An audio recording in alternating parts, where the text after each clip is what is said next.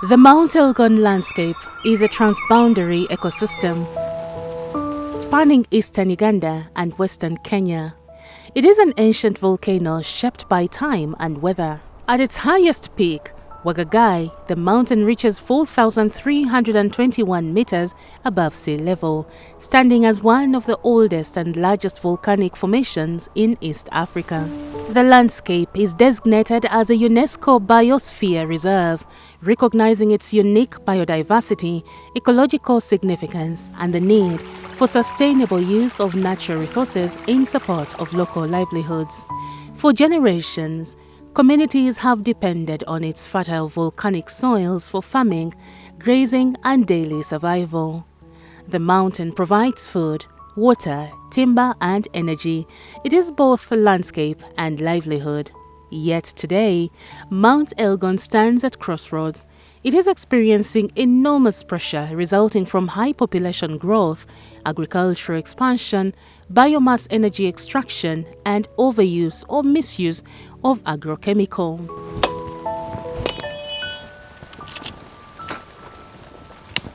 I have come to pick firewood at the forest. I face a challenge of risks. Like when I meet with the war ranger, they have to be either to beat me, to arrest me.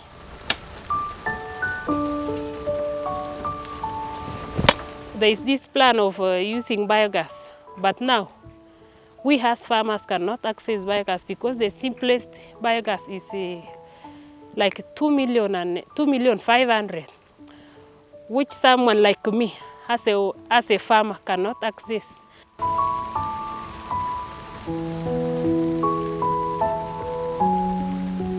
Kan kwan lai je guro lai je toik meshe. Ani atla bil sama kai na kam luangone. Sengat nyur kai ga lege. Ani tambale magai na kecho je bila lai pergi mam ga tik kwandai. Climate change is making an old problem worse. For generations, farmers have tilled these steep slopes, but poor practices, plowing straight up and down, removing the natural vegetation along riverbanks, have left the land naked and vulnerable. There has been a lot of biodiversity loss. That is a fact. A lot has been tampered with. There was a lot of deforestation. Looking around, even when you look around, you find that this area has been replaced with what? These planted forests. These are just exotic trees imported, like cypress. You look at things like eucalyptus trees. We have pines. When the rains come, the soil doesn't hold, it erodes, polluting the water and starving the fields of fertility. Yields fall, incomes plummet, and poverty forces a desperate choice. To survive, farmers expand their farms, moving deeper into the forest reserves and the national park, the very ecosystems that are meant to protect them all.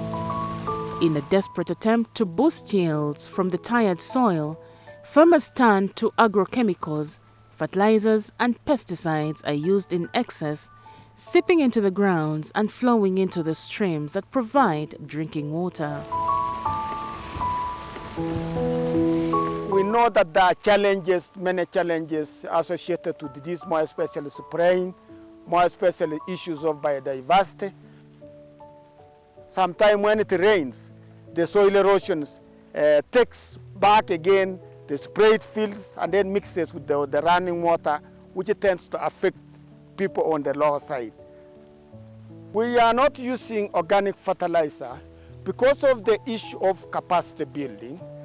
Our farmers, especially those in the hill and mountainous areas that are involved in intensive agriculture, have now reached a state where agricultural production without agrochemical use is poor. Biodiversity at ecosystem level, forests, wetlands, name it, they have faced a lot of population pressure because people have tended to go and settle there to make a living. So Uganda's state of biodiversity is mainly being impacted by the increase in human population. The forest cover In 1990s, we were at 24%, and it was about 4.99 million hectares HA. 4.9, close to 5 million hectares, or 5 million hectares at that time. 1990s, 94 there. Now, fast forward around maybe 2005, it had come down to about 10. So the forest cover has kept decreasing as the population increases because of people going to settle in those areas. But there's a positive trajectory as I speak now, because there's a lot of effort to restore those areas. Now, let me go a little bit to mention what we were able to do with BioDev project when it comes to biodiversity. One of the first things that BioDev came, and I would call it a transformative kind of approach they supported us in, was analysis of drivers of biodiversity loss and contribution to conservation and its contribution to economic sector. You know, you are talking about a country that is mainly natural resource driven. If you talk about tourism, if you talk about even what people are doing daily, they are deriving their livelihood from just biodiversity. So that analysis helped us to know what is causing biodiversity loss. How can we address it? And it came at a very timely opportunity, because the global community was discussing then what is called now Kunmin-Montreal Global Biodiversity Framework. And Uganda was the co-chair. Personally, I was the co-chair for the development of that framework. The other co-chair was from Canada, called Basil Van Herb. So Uganda needed information, Uganda needed the data to guide it in the negotiation. So that study was very, very timely. Presentations were always made whenever we were having country meetings before going for those negotiations. And the information that was given opened up the eyes of the Ugandan team to really argue and present their case from an evidence point of view. You know, if you're talking just flatly without any evidence, it is very difficult for you to argue your case. But once you have got evidence, once you've got something that you present to justify your case, then your case becomes stronger. So that study played a very critical role in that negotiation. And we really want to thank BioDev for that intervention. The BIODEV2030 project in Uganda is being implemented by IUCN in collaboration with government ministries and agencies, private sector and CSOs. The overall objective of the project is to promote practices that reconcile biodiversity conservation with development, contributing to the 2050 vision of humans living in harmony with nature. Under this BioDev project, the focus area is Mt Elgon, working directly in the 9 districts within the Sebe and Bugisu sub-regions.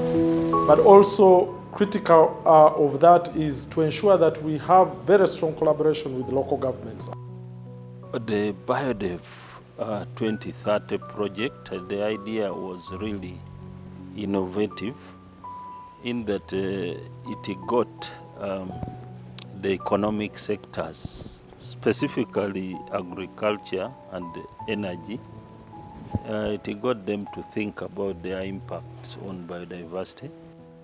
That out of this project, we're actually thinking of investing close to 30 million euros as part of our policy financing from the French agency towards clean cooking. Protecting biodiversity is central to AFD's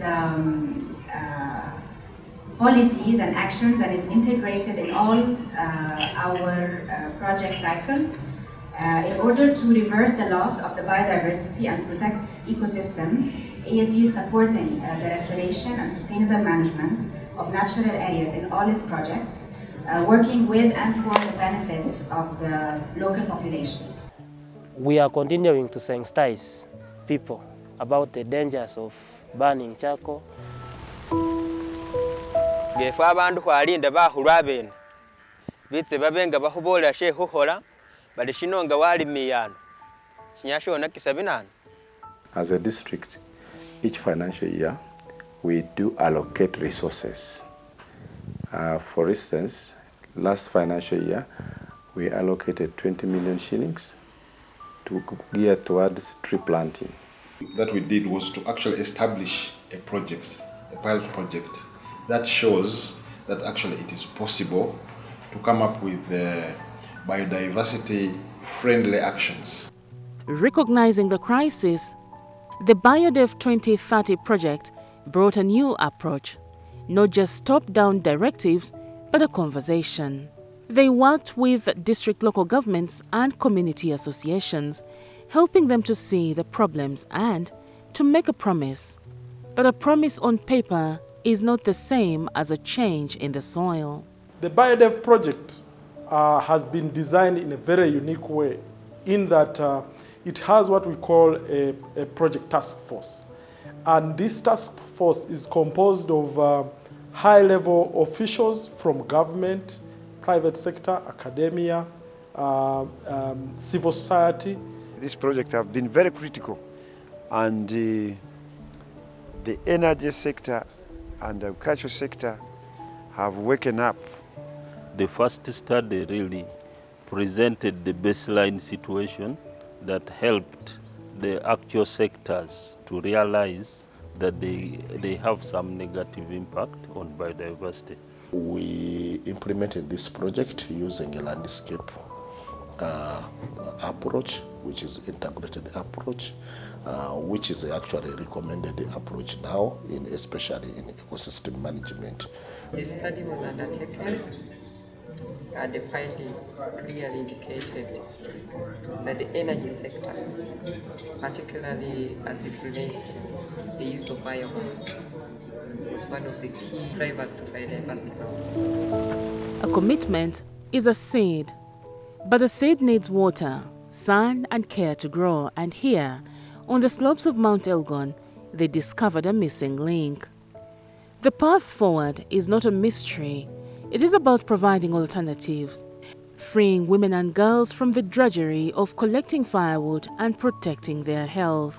Mt Elgon is more than just a mountain. It is a measure of our ability to live in balance with nature. Its fate is tied to the fate of millions.